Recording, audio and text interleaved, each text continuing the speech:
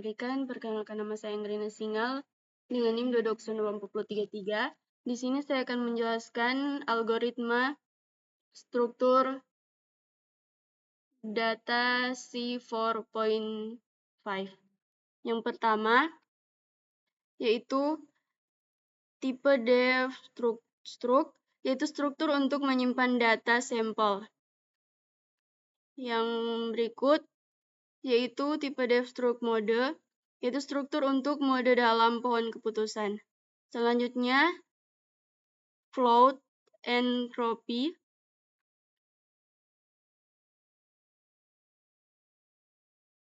yaitu untuk menghitung entropi dari data sampel. Selanjutnya, void split samples, yaitu berfungsi untuk membagi dataset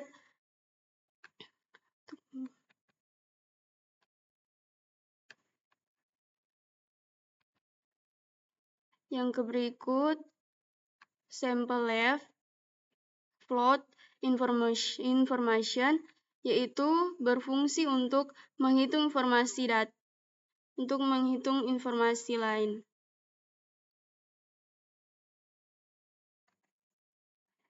Yang selanjutnya yaitu in-base feature, yaitu fungsi untuk memilih atribut terbaik berdasarkan informasi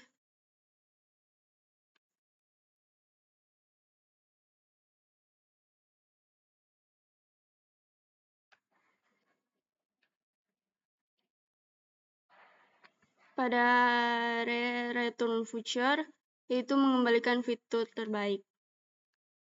Selanjutnya, mode build free, yaitu fungsi rekursif untuk membangun pohon keputusan.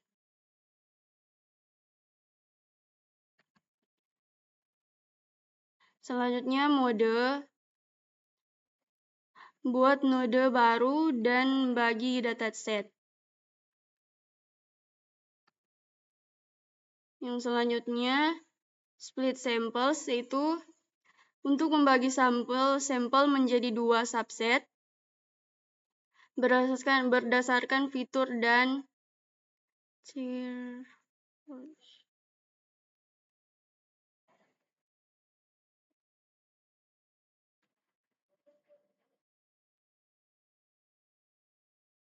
selanjutnya in-predict, yaitu berfungsi untuk melakukan prediksi dengan pohon keputusan.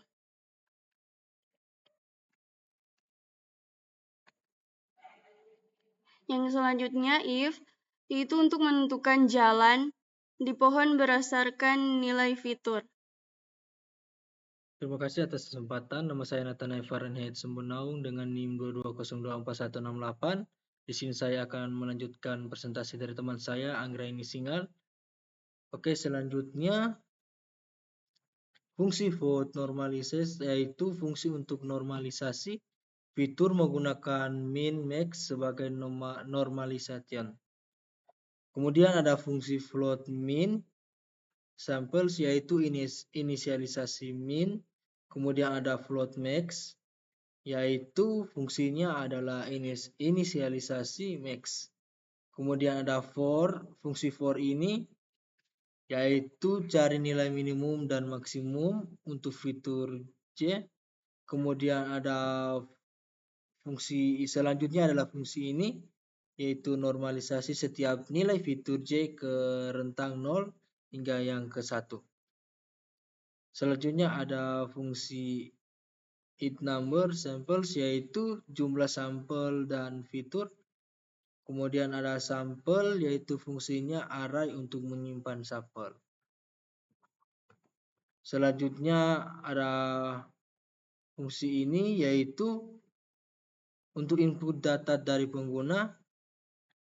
Kemudian ada normalisasi, yaitu fungsi normalisasi fitur sebelum membangun suatu pohon. Kemudian ada fungsi node yaitu membangun pohon keputusan. Kemudian ada fungsi sample test yaitu fungsinya adalah menginput data untuk prediksi. Kemudian ada in label yaitu melakukan prediksi dengan pohon keputusan. Kemudian ada return yaitu mengakhiri suatu program. Terima kasih atas kesempatan yang diberikan.